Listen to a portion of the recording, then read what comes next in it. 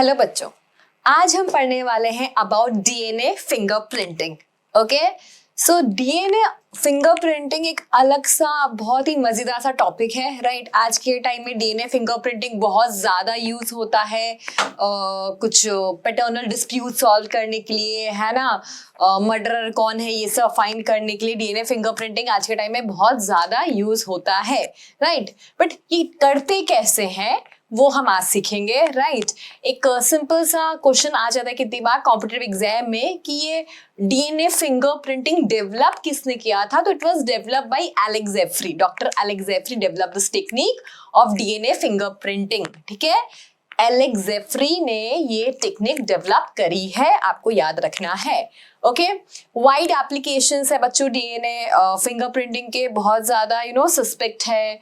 Crime scene में जो हमें डीएनए मिला है वो लेके हम सस्पेक्ट के साथ मैच करते हैं। तो बेसिकली मैचिंग किसकी होती है, कौन से डीएनए की होती है, वो सब मैं आपको बताने वाली हूँ इस लेक्चर में, राइट।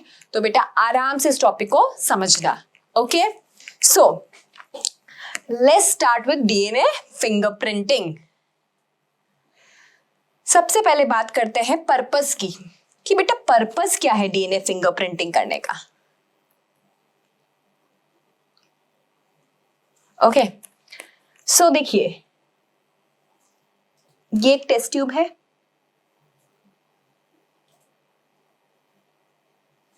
इसमें एक डीएनए है, इसमें एक डीएनए है ना। दो अलग अलग इंसान के डीएनए है। तो basically to find out the difference in this both हम डीएनए फिंगरप्रिंटिंग करते हैं, ठीक है। टू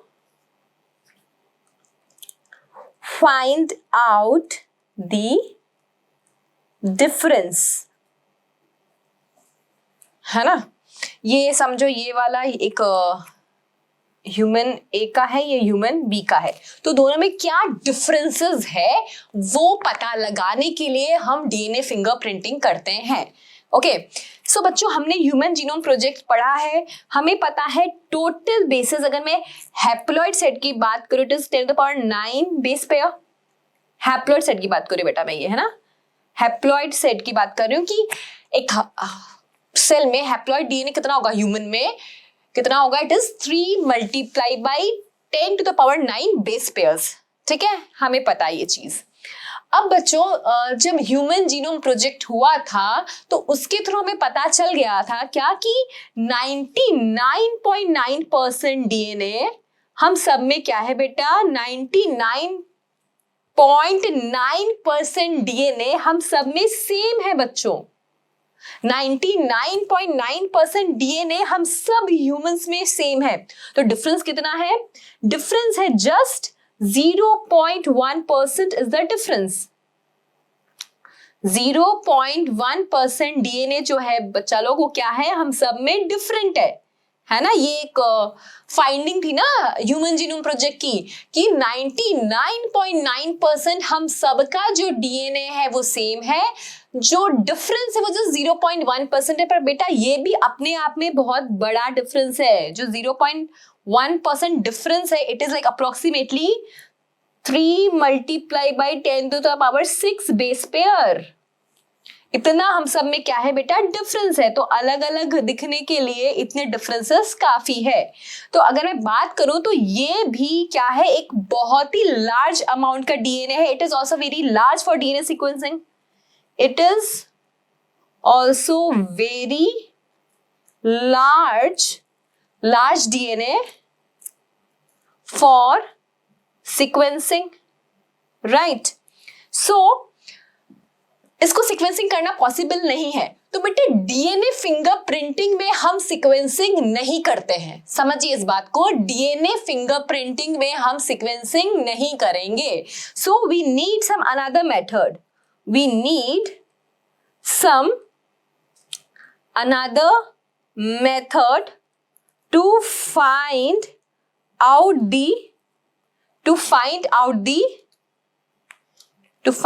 द differences, जो मैंने कहा जो ह्यूमन ए और बी का डीएनए है, जो ह्यूमन ए और बी का डीएनए उसमें डिफरेंसेस क्या है वो फाइंड आउट करने के लिए सीक्वेंसिंग पॉसिबल नहीं है बच्चों। 3 multiply by 10⁶ base pair differences है, उसकी मैं सीक्वेंसिंग करूं, ये पॉसिबल नहीं है। तो हमें लगा कि नहीं, हमें कोई दूसरा मेथड चाहिए, तो फिर हमने सोचा लेट्स डू डीएनए फिंगरप्रिंटिंग। ठीक है, डीएनए फिंगरप्रिंटिंग में सीक्वेंसिंग नहीं होता, ये बात आपको समझ लेनी है ना। डीएनए फिंगरप्रिंटिंग में सीक्वेंसिंग नहीं होता है। ओके, चलो आगे चले, इतना क्लियर हुआ, आगे चले अब। So principle of DNA fingerprinting क्या है? प्रिंसिपल ऑफ डीएनए फिंगरप्रिंटिंग क्या है? तो बेटा प्रिंसिपल की बात करूं तो पहले समझिए, हमारे एक सेल में जो पूरा डीएनए है उसे हम क्या बोलेंगे? ये आपका सेल है, इसमें जो पूरा डीएनए है उसको हम कहते हैं genomic DNA. This DNA is known as genomic DNA. आपका जो सेल के न्यूक्लियस में जो पूरा डीएनए है उसे हम कहते हैं genomic DNA. What is that? That is genomic DNA. अब जो जीनोमिक डीएनए है बेटा, उसमें 2 पार्ट हो सकता है, एक तो कोडिंग डीएनए, कोडिंग डीएनए, और एक होगा non coding DNA, non coding DNA, है ना। Coding DNA is the one which codes for some kind of protein, है ना। आपकी बॉडी में बेटा हजारों तरह के प्रोटीन बनते हैं, है ना, इतने सारे मैकेनिज्म हैं। कोई भी प्रोटीन ले लो आप, कोई भी एंजाइम ले लो, कुछ भी जो बन रहा है वो फ्रॉम द कोडिंग बन रहा है, लाइक हेक्सोकाइनेज हो गया, सलाइवरी एमाइलेज हो गया, ये जो भी बन रहे हैं एंजाइम्स वो फ्रॉम द कोडिंग रीजन बन रहे हैं। तो जीनोमिक डीएनए में आपका एक बड़ा सा अमाउंट किसका होता है? कोडिंग रीजन का, जो कोड करता है सम काइंड ऑफ प्रोटीन, और दूसरा बड़ा सा रीजन होता है नॉन कोडिंग। ठीक है, नॉन कोडिंग डीएनए। तो non coding DNA is actually part of heterochromatin.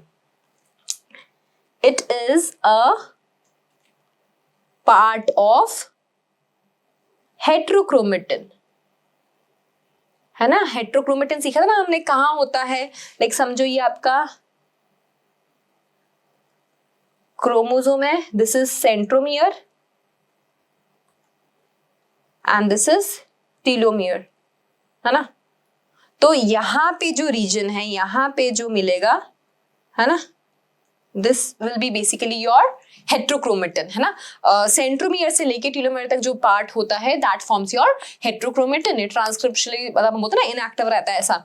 सो बच्चों समझो, नॉन कोडिंग डीएनए जो है हमें उसे यूज करना है। कोडिंग यूज करके क्या मतलब? क्योंकि कोडिंग तो हम सब में एक जैसी चीजें बनाता है, थोड़ा बहुत वेरिएशंस आता है जिसकी वजह से हम डिफरेंट होते हैं फिनोटिपिकली, बट मोस्टली तो कोडिंग हम सब में एक जैसी चीजें ही बनाएगा। तो कोडिंग डीएनए का हमें कुछ काम ही नहीं है। हम जो आगे यूज करने वाले हैं वो क्या यूज करने वाले हैं? हम वो नॉन कोडिंग ही यूज करने वाले हैं, है ना। नॉन कोडिंग हम क्या करेंगे आगे? हम नॉन कोडिंग क्या करने वाले हैं? यूज करने वाले हैं। तो बच्चों बेसिकली मुझे क्या करना पड़ेगा? मेरे को जीनोमिक डीएनए जो है, मैंने आपको बताया कि जीनोमिक डीएनए में 2 पार्ट होता है, कोडिंग एंड नॉन कोडिंग। तो बेसिकली मुझे ये दोनों पार्ट सेपरेट करना पड़ेगा फ्रॉम द जीनोमिक डीएनए। अब हमें पता है कोई भी चीजें अगर हमें सेपरेट करनी होती है तो सेंट्रीफिकेशन हमारे पास बेस्ट मेथड है ना। कोई भी चीजों को सेपरेट करने के लिए मेरे पास जो बेस्ट मेथड है वो क्या है? सेंट्रीफिकेशन। तो सेंट्रीफिकेशन टेक्निक हम यूज करेंगे। यहां पे हम क्या यूज करेंगे? यहां पे हम यूज करेंगे caesium chloride density gradient centrification method. Caesium chloride density gradient centrification method हम यूज करेंगे। This name is not new for you, हमने ऑलरेडी ये वाला काम देखा था मेसरसन एंड स्टाइल के एक्सपेरिमेंट में, जहां पे उन्होंने प्रूव किया था semi conservative nature of DNA replication. ठीक है, तो सेम वही method that is caesium chloride density gradient centrification method हम यूज करने वाले हैं जीनोमिक डीएनए को सेपरेट आउट करने के लिए। ओके, सो हम क्या करेंगे बेटा? यहाँ पे सेंट्रीफिकेशन करेंगे। यहाँ पे हम क्या करेंगे? सेंट्रीफिकेशन करेंगे। तो समझो बेटा ये आपका जीनोमिक डीएनए है, ये आपका जीनोमिक डीएनए है, दिस योर जीनोमिक डीएनए। हमने क्या किया बेटा? इसका हमने इसका क्या किया, caesium chloride density gradient centrifugation. हमने क्या किया, caesium chloride density gradient centrifugation. हमने क्या किया बच्चों, caesium chloride density gradient centrifugation. तो मुझे दो तरह के बैंड्स ऑब्टेन होंगे।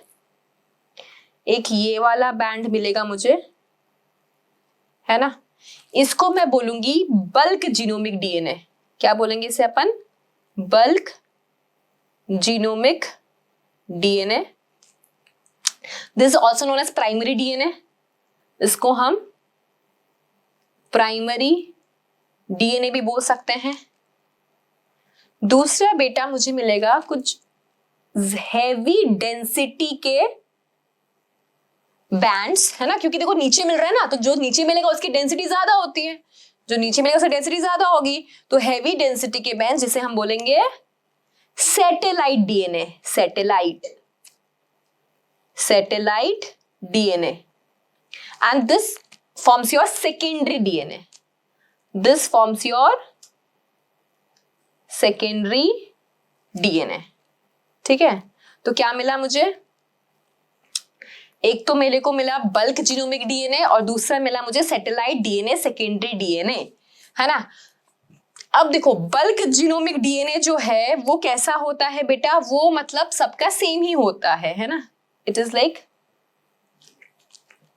जो मोस्ट पार्ट है, मतलब बल्क जीनोमिक डीएनए का पार्ट जो कोडिंग रीजन बनाता है, थोड़ा शायद नॉन कोडिंग पार्ट उसमें हो सकता है, but bulk genomic DNA is the one जो क्या करता है, जो कोडिंग डीएनए बनाता है। बल्क जीनोमिक डीएनए वो है, बल्क जीनोमिक डीएनए कौन है बेटा, बल्क जीनोमिक डीएनए वो है जो क्या करता है, जो कोडिंग पार्ट बनाता है। बल्क जीनोमिक डीएनए जिसे मैंने कहा प्राइमरी डीएनए, वो कौन है, जो कोडिंग पार्ट बनाता है। लिख लीजिए बेटा आप ये, बल्क जीनोमिक डीएनए वो है जो कोडिंग पार्ट बनाता है। यस, थोड़ा बहुत नॉन कोडिंग पार्ट उसमें हो सकता है, but satellite DNA is absolutely और नॉन कोडिंग पार्ट, जो कोई प्रोटीन वोटीन नहीं बनाने वाला। फाइन, जो आपका सैटेलाइट डीएनए है that is basically what, that is basically your non coding DNA. Your satellite DNA is your non coding DNA. तो अब डीएनए फिंगरप्रिंटिंग करना है तो मैं बल्क जीनोमिक डीएनए का क्या करूंगी, सबका सेम सा ही आ जाएगा ना, क्योंकि मोस्टली कोडिंग पार्ट ही है उसमें, थोड़ा बहुत नॉन कोडिंग है। So we are going to use satellite DNA, we are going to use satellite DNA, है ना। अब सैटेलाइट डीएनए में क्या यूज करेंगे सब बताती हूँ। इतना क्लियर है, जीनोमिक डीएनए है, जीनोमिक डीएनए से बल्क डीएनए हमने अलग कर दिया बिकॉज वो कोडिंग के लिए कोड करता है। अब हमने ले लिया क्या, हमने ले लिया satellite DNA which has only non coding DNA part. Okay, so let's start with satellite DNA. Let's start with satellite DNA. Okay, so satellite DNA में कुछ पॉइंट्स लिख देते हैं। Can be separated from bulk genomic DNA by which technique बच्चों, by caesium chloride density centrifugation. ठीक है, दूसरा point है satellite DNA is non coding part. Satellite DNA आपका नॉन कोडिंग पार्ट वाला ही होता है। Then it is like heavy होता है from the bulk genomic DNA, तो हम ऐसा बोलेंगे more density than other genomic DNA. ये बातें बच्चों याद कर लो। सैटेलाइट डीएनए की डेंसिटी क्या होगी, मोर होगी than other genomic DNA. Important point red से लिख रही हूं।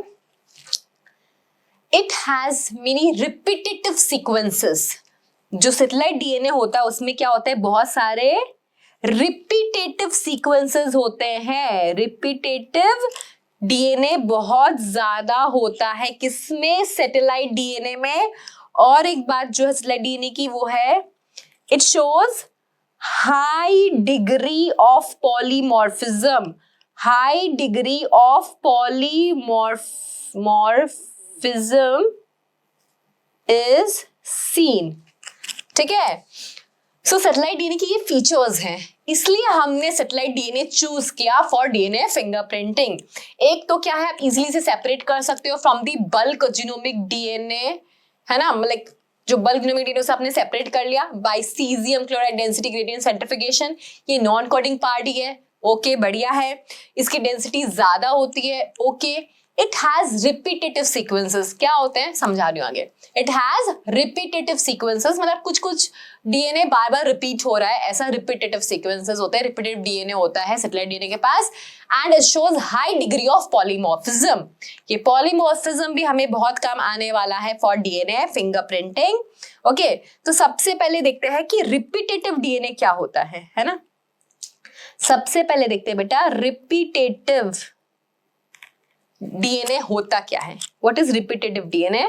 So it is the sequence, it is the sequence of DNA, it is that, ऐसे लिखते हैं, it is that DNA, it is that DNA which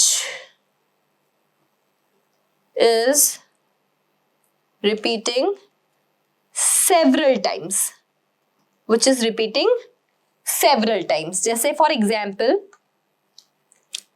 ये आपका डीएनए है, इसमें ए सी सी जी, ए सी सी जी, ए सी सी जी, ये क्या है, बार बार रिपीट हो रहा है, ए सी सी जी। तो जो बार बार रिपीट हो रहा है आपके डीएनए में उसे हम रिपीटेटिव डीएनए कहते हैं। ठीक है, ये आपके रिपीट है, this is a repeat, this is a repeat, मतलब ये सीक्वेंस जो है वो बार बार आ रहा है, तो इसको हम क्या बोलते हैं, रिपीटेटिंग बोलते हैं। Repetitive DNA is the one, it is that DNA which is repeating several time, जो बार बार रिपीट हो रहा है ना। बल्क वाला डीएनए खत्म, बल्क वाला भूल जाइए, बल्क से में कुछ काम ही नहीं है। अब हम सैटेलाइट पढ़ रहे हैं, है ना। अब सैटेलाइट में हमने देखा कि सैटेलाइट में कुछ रिपीटेटिव सीक्वेंसेस होते हैं। सैटेलाइट डीएनए वो पार्ट है जिसमें कुछ सीक्वेंसेस बार बार रिपीट हो रहे हैं। ठीक है, अब सैटेलाइट डीएनए फिर से दो टाइप का है। सैटेलाइट डीएनए जो है आपका बेटा दो टाइप का है, एक है माइक्रो सैटेलाइट और एक है मिनी सैटेलाइट। आपका जो सैटेलाइट डीएनए है बेटा, आपका जो सैटेलाइट डीएनए है, आपका जो सैटेलाइट डीएनए है वो फिर से क्या है बेटा, दो टाइप का है। सैटेलाइट डीएनए दो टाइप का है, एक है माइक्रो सैटेलाइट, एक है माइक्रो सैटेलाइट और दूसरा है मिनी सैटेलाइट। ओके, सो आपका सैटेलाइट डीएनए दो टाइप का है। सैटेलाइट डीएनए आपका बेटा दो टाइप का है, कौन कौन, एक तो माइक्रो सैटेलाइट और एक मिनी सैटेलाइट। ठीक है, एक है आपके पास माइक्रो सैटेलाइट और एक है मिनी सैटेलाइट, इन दोनों में हम डिफरेंसेस पढ़ेंगे अभी। So you have micro satellite and mini satellite. Okay, satellite DNA में रिपीटेटिव सीक्वेंसेस होते हैं, मतलब कुछ बेसिस है वो बार बार क्या हो रहे हैं, सेम तरीके से रिपीट हो रहे हैं, राइट। अब कुछ सीक्वेंस है वो बड़े साइज के हैं, कुछ सीक्वेंस जो है वो छोटे साइज के हैं। उस हिसाब से हमने क्या किया, इसे डिवाइड किया है into micro and mini. Micro मतलब होता है छोटा, जैसे जो छोटे सीक्वेंस है लाइक ATT, ये छोटा सीक्वेंस हो गया, है ना। ATT ये बार बार रिपीट हो रहा है, ATT ये बार बार रिपीट हो रहा है। या फिर ज्यादा से ज्यादा क्या होगा, ATTGC, ATTGC, ATTGC, है ना। तो ऐसे कुछ सीक्वेंसेस जो है वो बार बार रिपीट हो रहे हैं। तो माइक्रो में क्या होता है, जो साइज ऑफ रिपीट है, जो साइज ऑफ रिपीट है, size of repeat is small, size of repeat is small, like 2 से 6 बेस पेयर, 2 से 6 बेस पेयर का होता है साइज ऑफ रिपीट। मिनी में क्या होता है, मिनी में size of repeat is large, like GATTC GGCT GC, मतलब ऐसे बार बार रिपीट हो रहा है, ये सेम सीक्वेंस आप समझो, GATTC, है ना, ये बड़े बड़े हैं, है ना, बड़े बड़े हैं, तो मतलब size of repeat is large, size of repeat is large. समझ में आया? एक तो माइक्रो मतलब छोटा, तो माइक्रो में क्या है, साइज ऑफ बेस पेयर्स जो है वो कम रहता है, लाइक 2 से 6, और जो मिनी है उनमें क्या होता है, जो साइज ऑफ रिपीट है वो लार्ज है, साइज ऑफ रिपीट जो है मिनी में बेटा क्या है, वो लार्ज है, ठीक है। फिर माइक्रो में नेक्स्ट पॉइंट क्या है, नंबर ऑफ रिपीट, मतलब ये जो रिपीट है ATTGC, ये जो नंबर ऑफ रिपीट है, number of repeat is less, number of repeat is less. Microsatellite में number of repeat is less, minisatellite में देखें तो number of repeat is more, मतलब ये जो मैंने रिपीट लिखा है मिनी सैटेलाइट में GATTCGCTGC, ये समझो 100 टाइम्स रिपीट हो सकता है, इतने बार मतलब सेवरल टाइम्स आता है, नंबर ऑफ रिपीट इज मोर, ठीक है। नंबर ऑफ रिपीट क्या है, नंबर ऑफ रिपीट इज मोर, ठीक है। फिर बच्चों GC कंटेंट की बात करते हैं। माइक्रो सैटेलाइट में GC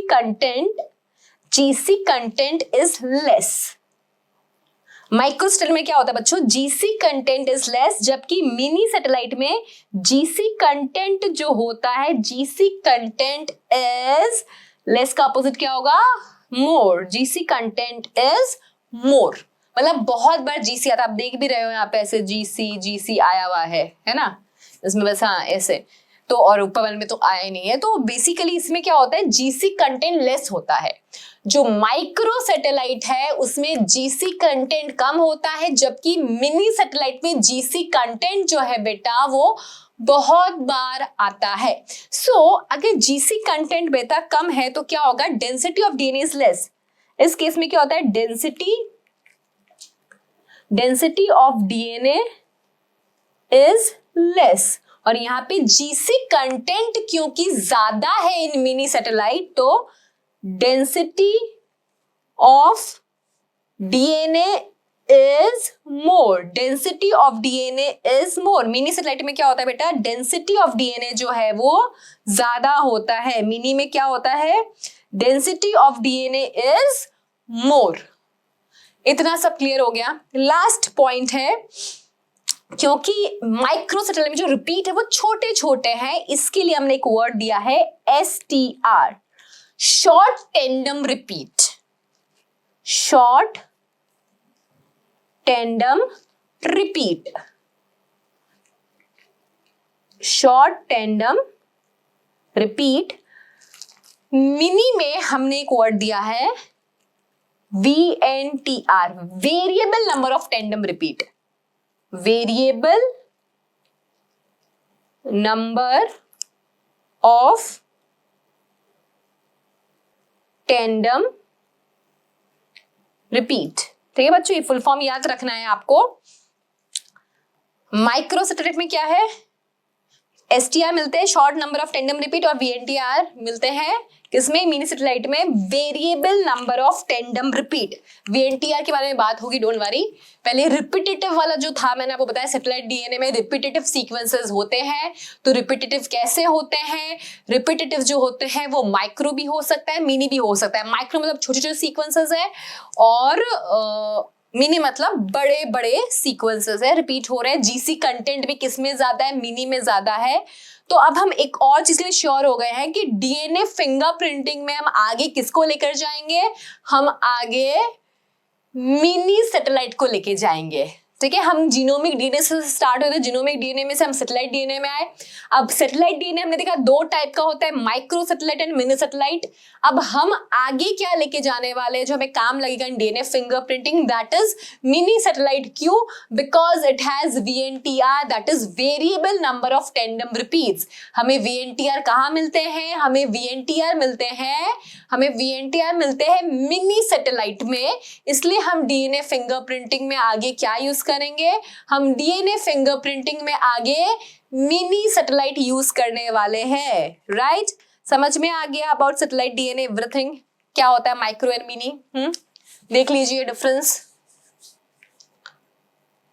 ओके, सैटेलाइट डीएनए के फीचर्स में मैंने आपको एक बात और कही थी, that it shows high degree of polymorphism.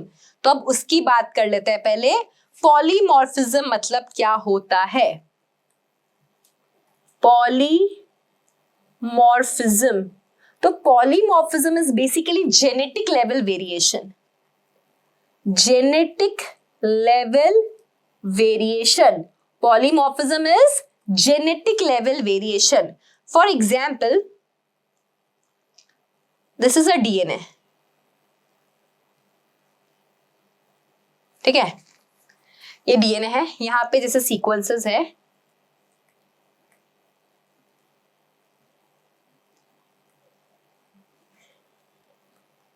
A T G C C T G, okay, this is the coding part of DNA, this is the coding part of DNA, okay। फिर यहाँ पे ये जो है ये आपका नॉन कोडिंग पार्ट है, समझिए, नॉन कोडिंग पार्ट, ओके।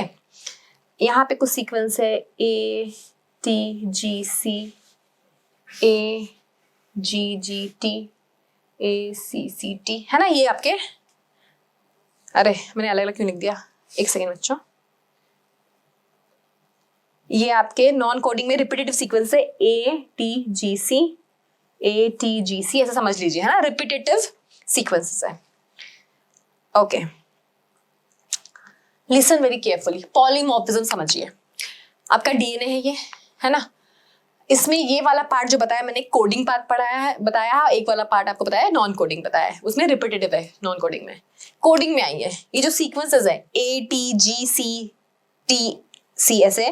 अब अगर समझो इस G में कोई म्यूटेशन हुआ एंड G की जगह क्या आ गया, G की जगह समझो for example because of mutation इस G की जगह क्या आ गया, A आ गया, तो आपका सीक्वेंस क्या हो जाएगा, आपका सीक्वेंस क्या हो जाएगा ATGACTC।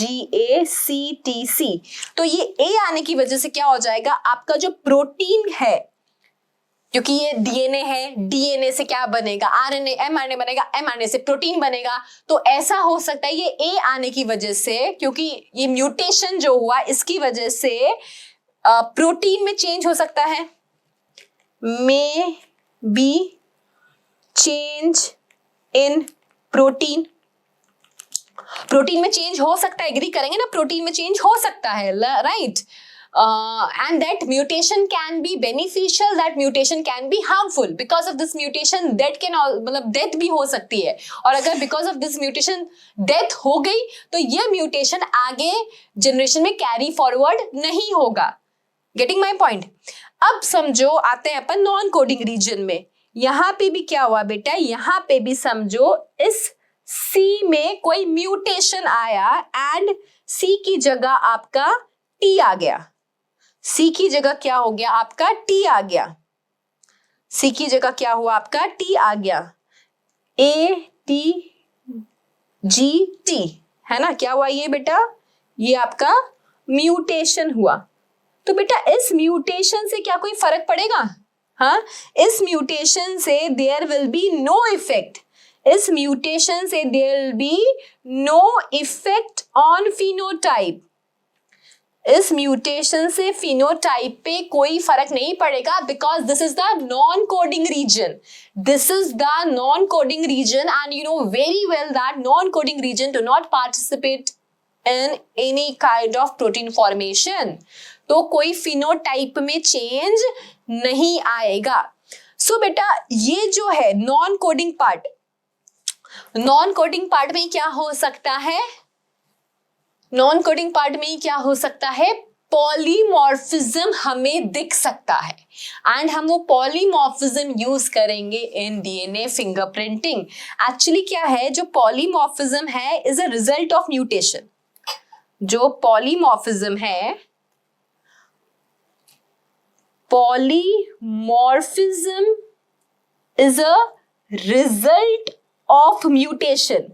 देखो म्यूटेशन एक प्रोसेस है, म्यूटेशन एक प्रोसेस है, राइट, बट पॉलीमॉर्फिज्म क्या है, म्यूटेशन का रिजल्ट है. Mutation is a process but polymorphism is what, polymorphism is a result of mutation at genetic level, at genetic level. And जो पॉलीमॉर्फिज्म हुआ है, मतलब जो म्यूटेशन हुआ है आपके नॉन कोडिंग पार्ट में और जिसकी वजह से हमें पॉलीमॉर्फिज्म देखने को मिला, तो ये कैरी फॉरवर्ड होते जाएगा फ्रॉम जनरेशन टू जनरेशन. अब समझो आपके ग्रैंडफादर है ना, आपके ग्रैंडफादर के नॉन कोडिंग रीजन में एक पॉलीमॉर्फिज्म हुआ, तो वो पॉलीमॉर्फिज्म आपके फादर में भी आएगा.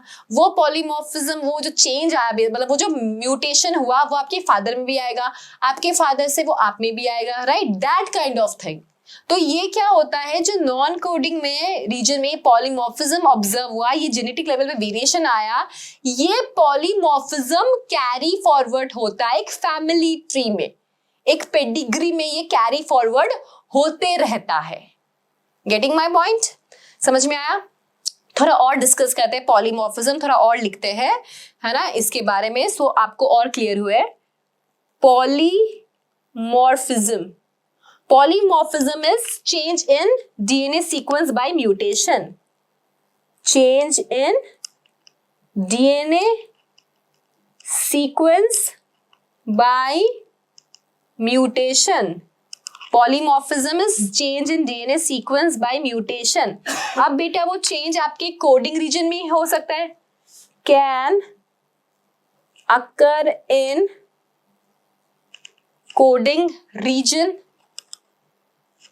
or can occur in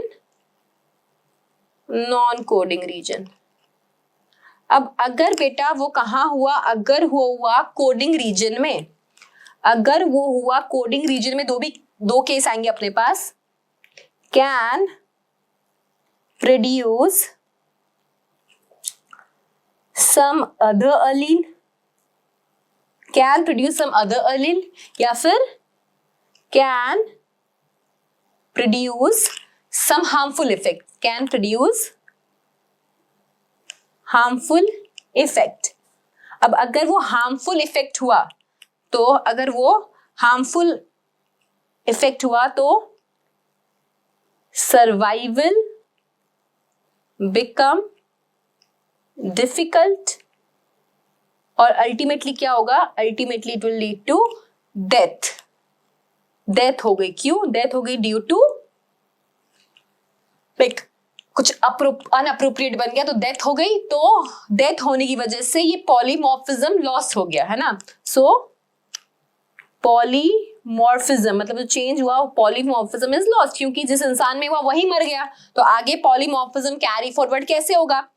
अब अगर if it occurs in non coding reason, if it occurs in non coding reason, अगर वो नॉन कोडिंग रीजन में हो, अगर पॉलीमॉर्फिज्म आपके नॉन कोडिंग रीजन में हो बच्चों, तब क्या होगा, अगर वो नॉन कोडिंग रीजन में हो तो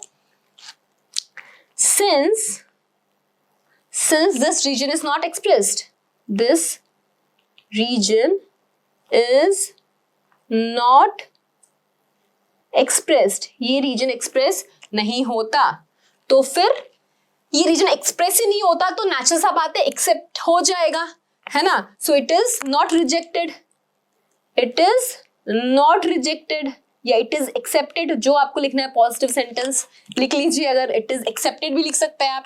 और get accumulated in DNA, it is accepted या इट इज नॉट रिजेक्टेड, और get accumulated in DNA get accumulated in DNA। तो अगर नॉन कोडिंग रीजन में बच्चों कोई चेंज आता है, डीएनए में कोई म्यूटेशन होता है तो इजीली एक्सेप्ट हो जाएगा, एंड आपके डीएनए में अब वो म्यूटेशन शो होगा, है ना। आपके डीएनए में क्या होगा बेटा, अब आपके डीएनए में वो म्यूटेशन शो होगा, राइट।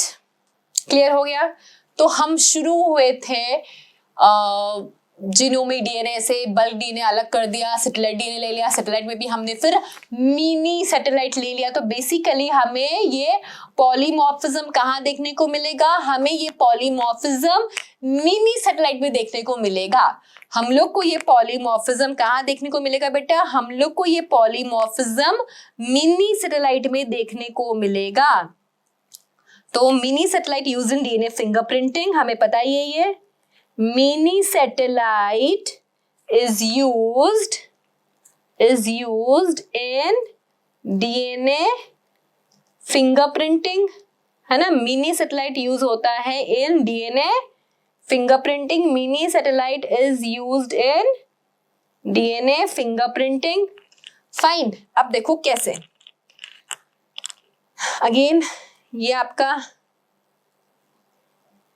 डीएनए है, समझिए, और ये जो सीक्वेंस है वो रिपीट हो रहा है, GAT GCA GCA GAT GCA GCA GAT GCA GCA।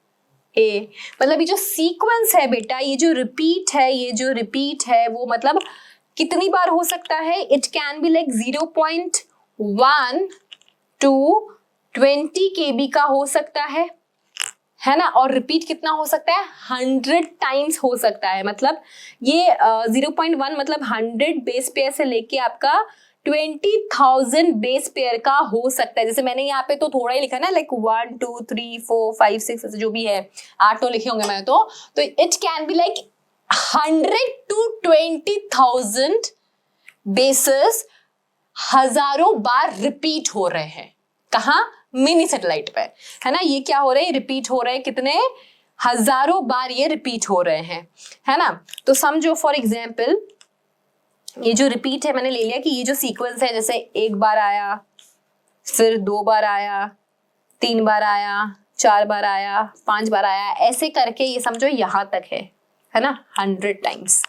Okay, अब समझो ये जो 48 था, 48 में क्या हुआ, कुछ म्यूटेशन हुआ। 48 जो रिपीट था उसमें क्या हुआ, म्यूटेशन हुआ। तो क्या होगा बेटा, मुझे पॉलीमॉर्फिज्म मतलब यहाँ डेवलप हो जाएगा इस रीजन में, जो यहाँ तक है, इससे पहले है 47 तक, ये ऐसे कैसे होंगे, और 49 से आगे सेम रहेंगे। लेकिन जो 48 है उस पे क्या हुआ, उसमें म्यूटेशन हो गया। तो एक गैप आ जाएगा, एक चेंज आ जाएगा। ये रिपीट जो है ना बेटा, ये जो रिपीट है वो वैसा रिपीट नहीं रहेगा, उसमें कुछ चेंज आ जाएगा, समझ रहे हो। जैसे ये जो चल रहा था GATCGCAC ऐसे समझो 100 थे, उसमें से जो 48 पोजीशन पे रिपीट था उसमें क्या हुआ, जो 48 पोजीशन पे ये रिपीट था उसमें कोई म्यूटेशन आ गया। अब म्यूटेशन आने की वजह से क्या हुआ, ये रिपीट सेम नहीं रहा, एक गैप आ गया। ये सेम है, फिर यहाँ पे क्या हुआ, एक गैप आ चुका है, एक गैप आ चुका है। अब जो ये गैप है बेटा, ये गैप जो है वो आपके हर एक जनरेशन में ऑब्जर्व होगा। ये गैप जो है, क्योंकि वो ancestor to ancestor pass on होते रहेगा, तो ये गैप जो है वो क्या होगा, ऑब्जर्व होगा। मतलब जो म्यूटेशन हुआ वो आगे कैरी फॉरवर्ड होगा। अब ये जो म्यूटेशन है वो कैरी फॉरवर्ड होगा। एक और बात, मैं ऑफ कोर्स जर्म सेल की बात कर रही हूँ बेटा, यहाँ पे मैं ये जो बात कर रही हूँ जर्म सेल की बात कर रही हूँ, ऑटोजोम की बात नहीं कर रही, मैं जर्म सेल्स की बात कर रही हूँ कि जर्म सेल में चेंज आएंगे तभी वो कैरी फॉरवर्ड होगा। अगर किसी ऑटोजोम में चेंज आया तो ये कैरी फॉरवर्ड नहीं होगा, जर्म सेल में चेंज आएगा तभी ये चीजें कैरी फॉरवर्ड होगी। ये बात ध्यान रखना, ठीक है। जर्म सेल में चेंज आया तभी क्या होगा, ये चीजें कैरी फॉरवर्ड होगी। फाइन, अब थोड़ा हम लोग टेक्स्ट बुक से ये सब चीजें पढ़ लेते हैं, राइट? थोड़ी बहुत ये चीजें हम टेक्स्ट बुक से पढ़ लेते हैं सो दैट क्लियर हो जाए आपको। जो मैंने आपको बताया है वो सब एग्जैक्टली जो टेक्स्ट बुक में लिखा हुआ है वो मैं आपको बता देती हूँ। DNA fingerprinting. So, as stated in the preceding sections, 99.9% of base sequences among human is the same. हमने फर्स्ट लाइन ये लिखी थी कि जो डिफरेंस होता है कितना होता है, केवल 0.1% का डिफरेंस होता है। So, assuming that human genome as 3 multiplied by 10 to the power 9 base pairs, in how many base sequence would there be difference? है ना? This differences in DNA sequence of DNA which make every individual unique in their phenotypic appearance. Okay, so if one aims to find out genetic differences between two individuals or among individuals of a population, sequencing of DNA is very, like, every time would be daunting and expensive task, बहुत महंगा पड़ जाएगा।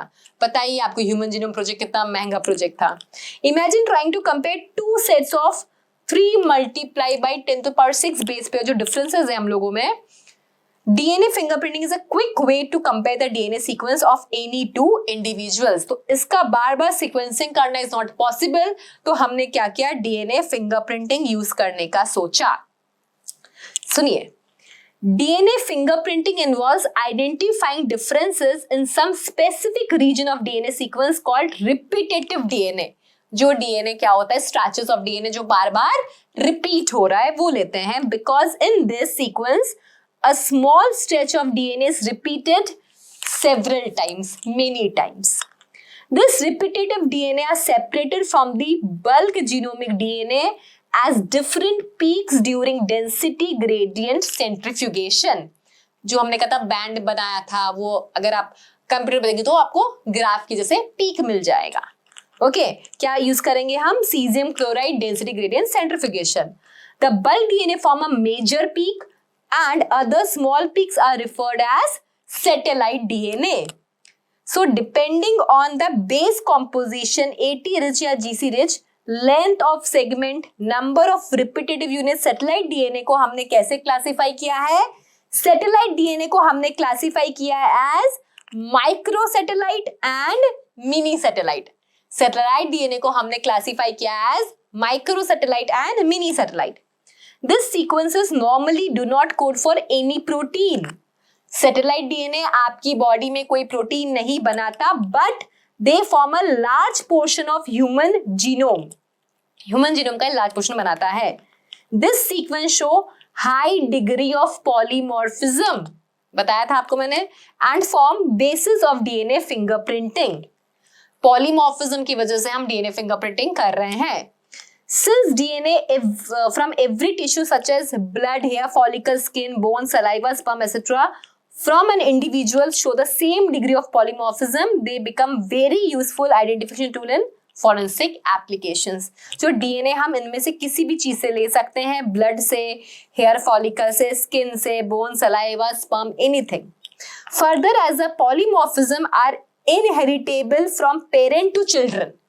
Polymorphism कैसे transfer होगा, like from parent to children जाएगा, तो DNA fingerprinting is the basis of paternity cases, paternity testing in case of dispute. Clear हो गया ये बात? जो मैंने आपको एक्सप्लेन किया एनसीईआरटी की लाइंस एग्जैक्टली वही है। मैं ये तभी आपके लिए रीड कर रही हूँ ताकि आपको पूरा क्लियर हो जाए कि यही सब चीजें मैंने आपको एक्सप्लेन करी है, यही सब आपकी एनसीईआरटी की लाइंस बोल रही है। Okay, so as polymorphism in DNA sequence is the basis of genetic mapping of human genome as well as DNA fingerprinting, it is essential that we understand what DNA polymorphism means. Polymorphism मतलब होता है variation at genetic level. Polymorphism होता है मतलब variation at genetic level which arises due to mutation. Polymorphism कैसे develop होता है बच्चों? पॉलीमॉर्फिज्म डेवलप होता है because of mutation. So new mutation में अराइज इन इंडिविजुअल इधर इन सोमैटिक सेल और in germ cells If a germ cell mutation does not seriously impair individuals' ability to have offspring who can transmit the mutation, it can spread to other members of population through sexual reproduction. Allelic sequence variations has traditionally been described as DNA polymorphism. If more than one variant at a locus occur in human population with a frequency greater than this, in simple terms, inheritable mutation is observed in a population at high frequency. It is referred as DNA polymorphism. The probability of such variation to be observed in non-coding DNA sequence would be higher as mutation in the sequences may not have any immediate effect or impact in an individual's reproductive ability. है ना? अब देखो, अगर ये mutation basically क्या होता है, coding part of germ cell में हुआ तो हमें फिनोटाइपिक एक्सप्रेशन दिखेगा, अदरवाइज नहीं दिखेगा, right? This mutation keeps on accumulating generation to generation, क्योंकि ये म्यूटेशन नॉन कोडिंग पार्ट में हो रहा है, क्योंकि ये म्यूटेशन नॉन कोडिंग पार्ट में हो रहा है तो क्या होगा, ये एक्यूमुलेट होता जाएगा. जो गैप नहीं बताया था मैंने आपको कि 48 पोजीशन पे गैप आ गया, तो अब वो वाला गैप नेक्स्ट जनरेशन फिर नेक्स्ट जनरेशन में आता ही जाएगा. So this mutation keep on accumulating generation after generation and form one of the basis of variability या फिर polymorphism. So there is a variety of different type of polymorphism ranging from single nucleotide change to very large scale change. For evolution and speciation, such polymorphism play a very important role, right? So अब समझिए बात को, ये आपका human A है and this is human B, है ना? Human A and human B, ये आपका सीक्वेंस है और ये आपका सीक्वेंस है ना? अब ह्यूमन ए जो है, इसमें ह्यूमन ए में क्या हुआ, जैसे 1 2 3 4 5 6 7 8 9 10 11 12 ऐसे है, ऐसे करके पूरा समझो 1000 रिपीट है. सेम यहाँ पे भी 1 से लेके पूरा ऐसे 1000 रिपीट है, ठीक है? अब समझो ऐसा हो सकता है कि यहाँ पे लाइक 800 पे क्या हो गया, 800 पे क्या हुआ, कोई म्यूटेशन देखने को मिला हमें. अब एक जैसे ह्यूमन बी है, उसमें समझो यहाँ 900 पे हमें कोई म्यूटेशन देखने को मिला. ये सब मिनी सैटेलाइट है बच्चों, ये सब क्या है, ये सब this all are your mini satellite, क्योंकि हम डीएनए फिंगरप्रिंटिंग में मिनी सैटेलाइट यूज करेंगे. तो अब जैसे ह्यूमन ए है तो उसमें हमें 800 पोजीशन पे म्यूटेशन देखने को मिला. ह्यूमन बी है, उसके 900 पोजीशन पे हमें म्यूटेशन देखने को मिला. तो ह्यूमन ए के जो पेडिग्री चलेगा, उसका जो फैमिली चलेगा, उन सब में हमें यहाँ 800 पोजीशन पे ही म्यूटेशन देखने को मिलेगा. अब जैसे ह्यूमन बी है, उसके हमें 900 पोजीशन पे ही म्यूटेशन देखने को मिलेगा, ऐसा. अब देखो, जैसे ये फॉर एग्जांपल बात करते हैं क्रोमोसोम नंबर 6 की, क्रोमोसोम नंबर 6 दोनों में हम बात करते हैं क्रोमोसोम नंबर 6 की. ये इसका क्रोमोसोम नंबर 6 है, इसका क्रोमोसोम नंबर 6 है. अब हमने क्या किया है बेटा, हमने लैब में इतनी स्टडीज होने के बाद हमने लैब में क्या किया है, VNTR प्रोब्स जनरेट कर लिए. VNTR बताया था मैंने आपको, variable number of tandem repeat. जो नॉन कोडिंग पोर्शन है उसमें मिनी सैटेलाइट अलग रिपीटेटिव सीक्वेंसेस बनाता है. अब इतना रिसर्च हो गया, इतना स्टडी हो गया, तो हमें एक आइडिया लग गया है कि वो क्या क्या रिपीटेटिव सीक्वेंसेस हो सकते हैं. मतलब कैसा हो सकता है, ATGC GC ATGC, ऐसे हमें आइडिया लग गया है कि ऐसे ऐसे रिपीटेटिव सीक्वेंसेस हो सकते हैं. तो हमने क्या किया बच्चों, लैब में ऑलरेडी VNTR प्रोब सिंथेसाइज करके रखे हैं, है ना? VNTR प्रोब्स जो होते हैं वो सिंगल स्टैंडर्ड होते हैं. VNTR प्रोब्स क्या होते हैं, सिंगल स्टैंडर्ड होते हैं और रेडियो एक्टिव लेबल होते हैं. अब समझो जो ये ह्यूमन ए है, उसका जो DNA था, उसका जो म्यूटेशन आया बेसिकली, तो वो जो सीक्वेंसेस है और मैंने जो VNTR प्रोब बना के रखा, अगर वो मैच कर गया तो मतलब अच्छा इसके यहाँ पे 800 पोजीशन पे चेंजेस आया है। वैसे जैसे ह्यूमन बी का 900 पे आया तो वो सीक्वेंस वहां मिला मुझे, तो वहां फिर क्या होगा, बैंड ऑब्जर्व होगा। तो जिसमें जितना बैंड ऑब्जर्व होता है मतलब हम बता सकते हैं अच्छा इतनी बार इनमें म्यूटेशंस हुए हैं। देखिए बताती हूँ with the help of diagram. In lab we have synthesized VNTR probes, है ना। तो समझो ये AT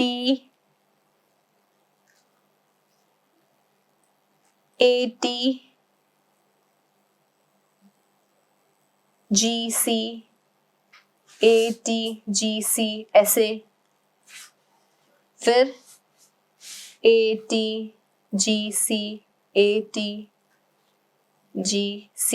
ये क्या है आपके VNTR। इसको हमने क्या किया, रेडियो एक्टिव लेबल कर दिया, इसको हमने रेडियो एक्टिव लेबल कर दिया। और ये क्या है, ये VNTR प्रोब जो होते हैं वो सिंगल स्टैंडर्ड DNA होते हैं, सिंगल स्टैंडर्ड DNA होते हैं। अब मैंने बाइंडिंग कराई तो समझो यहाँ पे मुझे 1 2 3 4 बैंड मिले, यहाँ पे मुझे 6 बैंड मिले, ठीक है।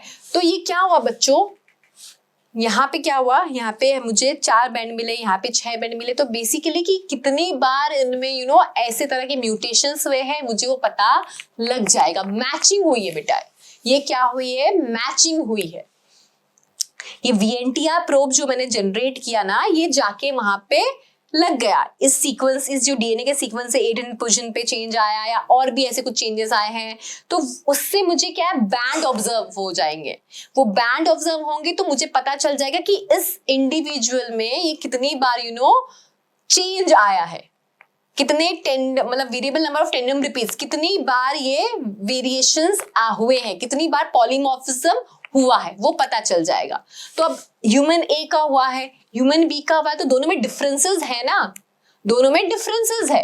ह्यूमन A का अलग मिलेगा, ह्यूमन B का हमें अलग मिलेगा। तो ये डिफरेंसेस ही हमें हेल्प करते हैं to solve the cases with the help of DNA fingerprinting. Clear हुआ। VNTR प्रोब का जो रेडियो एक्टिव लेबल है वो एक बहुत ही ज्यादा इंपॉर्टेंट स्टेप है इन केस ऑफ DNA फिंगरप्रिंटिंग, ठीक है। इन केस ऑफ DNA फिंगरप्रिंटिंग ये क्या है बेटा, बहुत ही ज्यादा इंपॉर्टेंट स्टेप है। क्लियर हुआ बात। चलें आगे। सो अब हम बात करेंगे बेटा स्टेप्स ऑफ DNA फिंगरप्रिंटिंग। अब हम इतना कर लिए, अब हम बात करते हैं स्टेप्स, देखते हैं। आपको बेसिस समझ में आ गया कि बेसिस क्या है। Basis is basically your VNTRs, right, जो हमें मिनिस्लेट एरिया में मिलता है। अब करते कैसे, स्टेप्स क्या है। सो सबसे पहले तो हम DNA को आइसोलेट करेंगे। किससे करेंगे हम DNA को isolate, isolation of DNA done with the help of, isolation of DNA करेंगे। कहां से करेंगे, सोर्स क्या लेंगे, सोर्स हम लेंगे, लिखा था ना यहाँ पे बच्चों, source blood, hair follicle, skin, bone, saliva, sperm, कुछ भी ले सकते हैं हम। हमने क्या किया, सबसे पहले आइसोलेशन किया। अब आइसोलेशन करने के बाद क्या करेंगे बेटा, हम DNA को कट करेंगे with the help of restriction enzyme. जैसे समझो आपका सीक्वेंस है DNA का, अब कोई भी हम रिस्ट्रिक्शन एंजाइम यूज करते हैं, लाइक फॉर एग्जांपल EcoR1 मैंने यूज किया, तो EcoR1 क्या करेगा, DNA को हमेशा G और A के बीच में कट करेगा। तो देखो जितना G और A आएगा उसमें क्या हो जाएगा, आपका ये कट होता रहेगा। जितना G और A आएगा आपका DNA क्या होगा, कट हो जाएगा। तो कट होने की वजह से मुझे DNA के क्या होंगे, बहुत सारे फ्रेगमेंट्स मिल जाएंगे। मुझे DNA के क्या होंगे, बहुत सारे फ्रेगमेंट्स मिल जाएंगे। तो सबसे पहले क्या किया, पहला स्टेप क्या था मेरा, कि मैंने सेल को तोड़ा एंड DNA आइसोलेट किया, कोई भी सेल में ले सकती हूँ। देन मैंने DNA को डाइजेस्ट कराया with the help of restriction enzyme, with the help of extrusion enzyme, like जैसे मैंने आपको यहाँ पे एग्जांपल दिया, EcoR1 मैंने यूज किया जो G और C के बीच में कट लगाता है। फाइन, नाउ DNA फ्रेगमेंट्स मिलेंगे मुझे क्या मिलेंगे बेटा, DNA फ्रेगमेंट्स मिलेंगे according to size. I'll separate it out in gel electrophoresis, ठीक है, जेल इलेक्ट्रोफोर्स में सेपरेट करूंगी। अब समझिए बेटा क्या होता है ये gel electrophoresis. Gel electrophoresis, steps फिर से बोल देती हूँ मैं आपको बेटा एक बार डीएनए फिंगरप्रिंटिंग के। डीएनए फिंगरप्रिंटिंग में सबसे पहले आइसोलेशन ऑफ डीएनए होगा from anything like blood, sperm, anything, isolation of DNA. Isolation के बाद मैंने क्या किया, उसे कट किया with the help of restriction enzyme, cutting किया with the help of restriction enzyme. अब जो कट डीएनए है वो मैं सेपरेट, जो फ्रेगमेंट्स है फ्रेगमेंट्स को मैं सेपरेट करूंगी on the basis of size with the help of gel electrophoresis. तो fragments are separated, fragments are separated on the basis of size, on the basis of size separate करेंगे। तो electrophoresis, जो gel electrophoresis है बेटा, उसका एक ना apparatus आता है, ठीक है। उस एपरेटिस में क्या करते हैं, चेम्बर होता है और फिर किसी ट्रे होती है। अब ट्रे में मैं क्या करूंगी बेटा, ट्रे में मैं एक वेल बनाने के लिए पेपर होता है, तो पहले मैं वो पेपर डाल दूंगी और उसके बाद मैं क्या करूंगी, यहाँ पे एग्रोस जेल डाल दूंगी। क्या करूंगी, एग्रोस जेल डाल दूंगी। अब एग्रोस जेल डालने के बाद मैं इसको सेटल होने दूंगी, ठीक है। एग्रोस जेल सेटल हो जाएगा, एग्रोस जेल सेटल हो जाएगा, उसके बाद मैं क्या करूंगी, एग्रोस जेल सेटल होने के बाद जो ये वेल वाला पेपर है, आई विल रिमूव इट, इसको मैं रिमूव करूंगी। तब मैं देखूंगी कि यहाँ पे छोटे छोटे ऐसे गड्ढे से बन गए हैं जिनको मैं बोलती हूँ वेल्स, वेल्स बोलती हूँ। अब इन वेल्स में मैं with the help of micropipette क्या करूंगी, जो डीएनए के मैंने फ्रेगमेंट्स बनाए ना, वो फ्रेगमेंट्स में यहाँ पे with the help of micropipette pour in कर दूंगी। With the help of micropipette मैं क्या करूंगी बच्चों, जो मैंने बनाया है ना वो डीएनए के रिस्ट्रिक्शन, डीएनए ऑब्टेन किया है मैंने, डीएनए फ्रेगमेंट्स ऑब्टेन किया है मैंने with the help of restriction enzyme, that sample I will load in this gel. Now we know that DNA is negatively charged. DNA is negatively charged. अब यहाँ पे क्या होगा, इलेक्ट्रिसिटी ऑन होगा and यहाँ पे एक्चुअली नेगेटिव और यहाँ पे positive. Since DNA is negatively charge, आपका जो डीएनए है बेटा वो नेगेटिवली चार्ज होता है बिकॉज ऑफ फॉस्फोरस ग्रुप। तो बीइंग नेगेटिवली चार्ज, डीएनए जो है वो टुवर्ड्स पॉजिटिव भागेगा, है ना। अब जो छोटा फ्रेगमेंट है वो being light in weight, sieving effect के थ्रू ज्यादा भाग जाएगा, है ना। और जो मोटे मोटे डीएनए फ्रेगमेंट्स है वो बीइंग हैवी भाग नहीं पाएंगे। तो मुझे कुछ इस तरह का पैटर्न मुझे ऑब्जर्व होगा, इस तरह का पैटर्न मुझे कुछ ऑब्जर्व होगा। तो जेल इलेक्ट्रोफोरेसिस समझ में आया आप सबको, क्या होता है जेल इलेक्ट्रोफोरेसिस। अब क्या होगा, अब नेक्स्ट पॉइंट क्या होगा बच्चों, DNA on gel, DNA on gel is need to transfer on nitrocellulose membrane या फिर नाइलॉन मेम्ब्रेन। मैंने क्या किया कि जेल इलेक्ट्रोफोरेसिस से डीएनए फ्रेगमेंट्स ऑब्टेन कर लिए on the basis of size. Now this DNA transferring of separated DNA fragment to synthetic membrane such as nylon और nitrocellulose, इस चीज को क्या बोलते हैं बेटा, इस चीज को हम बोलते हैं सदर्न ब्लॉटिंग। इस चीज को क्या बोला जाता है, इस चीज को बोला जाता है बच्चों सदर्न ब्लॉटिंग। क्यों सदर्न ब्लॉटिंग बोलते हैं, क्योंकि सदर्न एक साइंटिस्ट है, उन्होंने डेवलप कैसे सदर्न नाम दिया है। ब्लॉटिंग मतलब ट्रांसफर करना। जेल से क्या होगा, जेल से वो एक जेल से वो एक नाइलॉन मेम्ब्रेन पे आ जाएगा, इसलिए हम इसे ब्लॉटिंग कहते हैं। एंड क्योंकि सदर्न साइंटिस्ट ने दिया था तो नाम रख दिया सदर्न ब्लॉटिंग। कैसे करते हैं सदर्न ब्लॉटिंग? यहाँ पे भी बच्चों वही है कहानी, एक चैम्बर है, ठीक है। अब ये जो जेल है बेटा, तो समझो ये मैंने जेल यहाँ पे रखा है ना, ये जेल मतलब वो जेल आपको ऐसा जो है वो ऐसे रखा मैंने, इसलिए आपको ऐसा दिख रहा है ना। एंड इसके ऊपर मैंने क्या किया है, इसके ऊपर मैंने आपका ये नाइट्रोसेल्यूलोज का मेम्ब्रेन जो है वो रख दिया है। और फिर यहां पे हमने फिल्टर पेपर रखा है, और इधर पूरा क्या है बेटा, बफर है आपका, मतलब ये पूरा चैम्बर जो है वो बफर से फिलअप है। अब क्या होगा, बफर जो है वो जब ऐसे रन करेगा तो आपका जो डीएनए का फ्रेगमेंट है वो फ्रॉम जेल नाइलॉन मेम्ब्रेन में ट्रांसफर हो जाएगा। सिंपल टेक्निक है ना। क्या होगा, आपका जो जेल है वो नाइलॉन मेम्ब्रेन में ट्रांसफर हो जाएगा। You can see such kind of thing. ये फ्रेगमेंट्स है, एग्रोस जेल पे फ्रेगमेंट्स है ना, एग्रोस जेल पे फ्रेगमेंट्स है। ये आपने ब्लॉटिंग किया, blot DNA fragment from agarose gel into membrane with DNA bands. अब हम क्या करेंगे, रेडियो एक्टिव। नेक्स्ट पॉइंट क्या है बेटा, soak the membrane in a solution containing a radioactive single stranded DNA probe to the VNTR sequence। अब हम क्या करेंगे, उस जो नाइलॉन मेम्ब्रेन है उसको VNTR सीक्वेंसेस के साथ डाल देंगे, और फिर wash the gel to remove any free probe, expose the gel to a photographic plate to locate where the probe bound, and this is known as autoradiography. इस चीज को हम क्या बोलते हैं, ऑटोरेडियोग्राफी। तो आपने बच्चों क्या किया, सबसे पहले हमने किया, स्टेप्स सुन लीजिए। सबसे पहले हमने किया आइसोलेशन ऑफ डीएनए।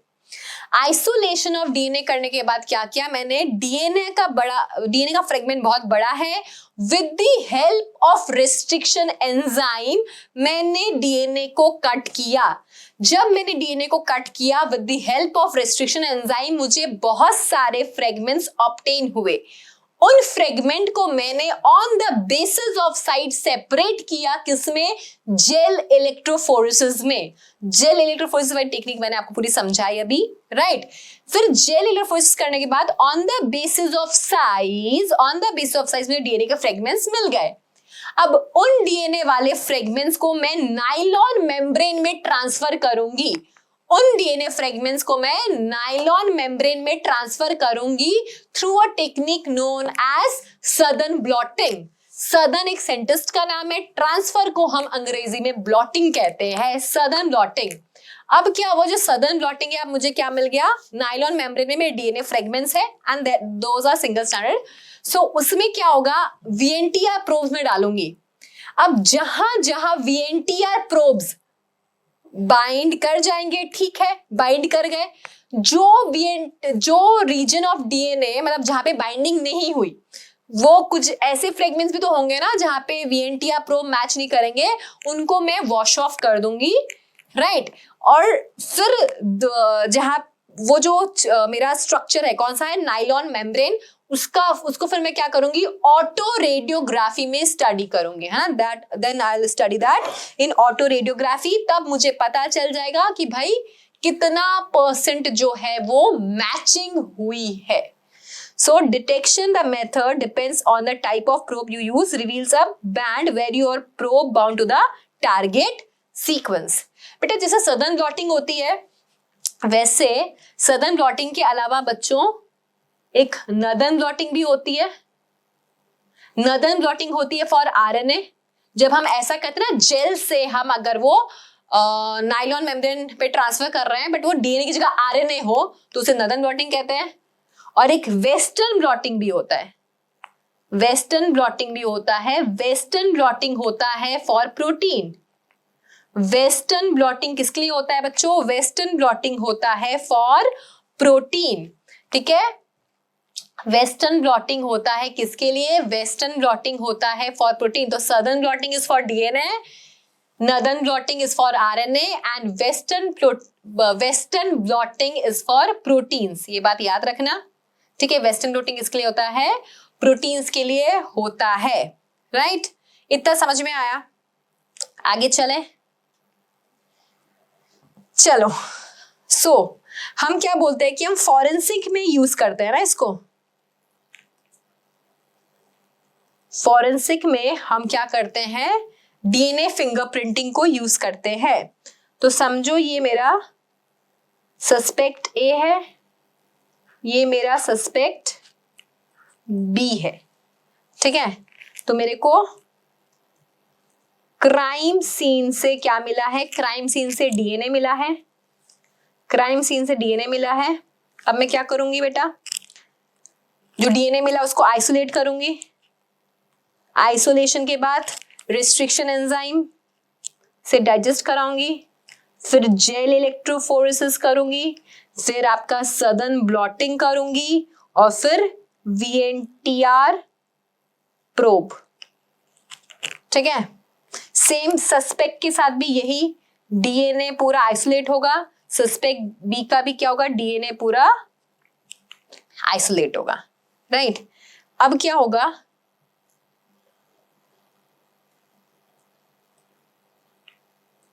मैचिंग देखेंगे हम, ओके।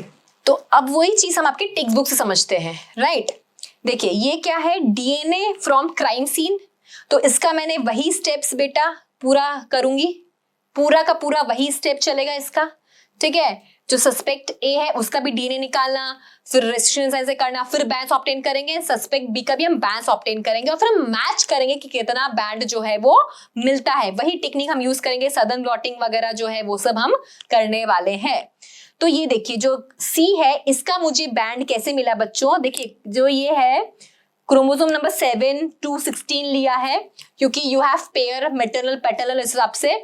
तो जैसे पहले मैं आपको जो क्राइम सीन पे डीएनए मिला वो देखते हैं।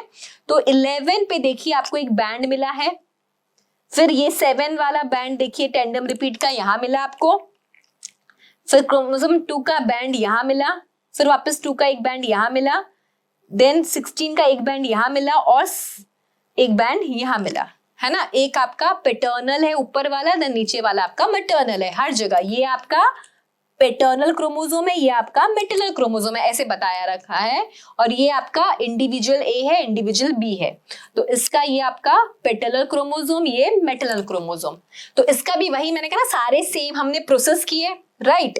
अब देखो यहाँ पे क्या हुआ, जो आपका पैटर्नल क्रोमोसोम है, देखिए ये वाला बैंड और ये वाला बैंड मिल रहा है, देन ये वाला बैंड और ये वाला बैंड ये भी मिल रहा है। क्रोमोसोम नंबर 2 का ये बैंड और ये बैंड मिल रहा है, क्रोमोसोम नंबर 2 का ये वाला बैंड और ये बैंड मिल रहा है, ये और ये और ये, ठीक है। इसका मतलब क्या है कि जो सस्पेक्ट है वो कौन है, मतलब जो सस्पेक्ट था हमारा ए और बी, इसमें से क्राइम सीन पे जिसका मिला है, मिल किससे रहा है? इंडिविजुअल बी से। मतलब जो क्राइम हुआ है किसने किया है? इंडिविजुअल बी ने किया है। इस तरह से बैंड्स हम मैच करके देखते हैं in case of DNA fingerprinting. वही स्टेप्स है, isolation of DNA, then restriction enzyme से काटना, देन जेल इलेक्ट्रोफोरेसिस से सेपरेट करना, देन सदर्न ब्लॉटिंग करना, उसके बाद वीएनटीआर प्रोब से मैच करना। वीएनटीआर प्रोब्स मैंने कहा हमने ऑलरेडी लैब में बहुत सिंथेसाइज कर चुके हैं, करके रखा है हमने, राइट। तो बस हम वो मैच करवा देते हैं और इस तरह के फिर हम ऑटो रेडियोग्राफी करते हैं एंड देन हम कंपेयर करते हैं, okay. So DNA fingerprinting basically देखो इस तरह से, देखो इस polymorphism से simple sequence repeats distinguish individuals, mini-slit probe, इस तरह का देखो आपको दिखता है जब करते हैं ना, इस तरह से बैंड्स दिखते हैं। ऑटो रेडियोग्राफी में बच्चों इस तरीके के बैंड्स हमें दिखते हैं, ऑटो रेडियोग्राफी में हमें ऐसे बैंड्स दिखेंगे। सो यूटिलिटी क्या है डीएनए फिंगरप्रिंटिंग की? Solving crime scenes, paternity testing, victims identify करना, है ना, एनिमल बिहेवियर, पॉपुलेशन जेनेटिक्स, ये सब पता लगाना। देखो इस तरह से ये सस्पेक्ट जो आपकी सीआईडी वगैरह में होता है ना कि डीएनए फिंगरप्रिंटिंग करो सानुख्य साहब, वैसा वाला, दैट वन, ये सस्पेक्ट 1 है 2 है, ये एविडेंस मिला था, तो इस तरह से मैच करते हैं। तो किससे मिल रहा है? ये बदमाश है, राइट। सो अगेन मैं थोड़ा ब्रीफ कर देती हूँ। जैसे ब्लड से मुझे डीएनए एक्सट्रैक्ट करना है, DNA extracted from the blood and cut into fragments by enzyme, DNA fragments separated into bands by electrophoresis, band pattern transfer to nylon membrane, जिसे हम बोलते हैं सदर्न ब्लॉटिंग। डीएनए में सदर्न ब्लॉटिंग एम्प्लॉय होती है, RNA के लिए northern and proteins के लिए वेस्टर्न ब्लॉटिंग। फिर क्या होगा? Radio active DNA probe is prepared. Probe bind to specific DNA sequence. Excess DNA probe is washed off. X-ray film is placed next to the membrane to detect the radioactive pattern. The X-ray film is developed to make visible the pattern of bands, which is known as DNA fingerprinting. Clear हो गया? Easy है, आपको steps I guess learn ही हो गए हैं। Isolation of DNA, cutting with the help of restriction enzyme, then gel electrophoresis, then separation of that in nylon membrane, that is known as Southern blotting. उसके बाद VNTR probe से labelling and then wash off करना extra probe को, और फिर उसको auto radiography में study करना। ठीक है, इस तरह का कुछ प्रोसेस होता है। सेल से निकाला, डीएनए एक्सट्रैक्ट किया, रेस्ट्रिक्शन एंजाइम से किया, डाइजेस्ट, फिर फ्रेगमेंट्स ऑब्टेन किए इलेक्ट्रोफोरेसिस से, सदर्न ब्लॉटिंग करी, रेडियो एक्टिव प्रोब किया, एक्स्ट्रा वॉश और ये एक्सरे फिल्म, और ये हम कंपेयर कर रहे हैं, डीएनए कंपैरिजन। तो प्लांट्स वगैरह केस में जब हम स्टडीज करते हैं तब हम यूज करते हैं। ओके, डीएनए फिंगरप्रिंटिंग, ये प्लांट सेल का डायग्राम। सेम ही प्रोसेस रहेगा, है ना, खाली सेल वेरी कर गया, वो प्लांट सेल होगा। आया समझ में बच्चों? इजी है डीएनए फिंगरप्रिंटिंग, कोई डाउट डीएनए फिंगरप्रिंटिंग में? ध्यान से समझिए, टेक्स्ट बुक की लाइंस, एनसीईआरटी की जो लाइंस है वो एक एक लाइन मैंने आपको समझाई है, प्रोसेस एकदम आपको लर्न करवा दिया है ना। कुछ भी क्वेश्चन आता है नीट में, आप ये एक बार लर्न कर लीजिए, जैसे आराम से आप फिर सॉल्व कर पाएंगे। Okay, thank you.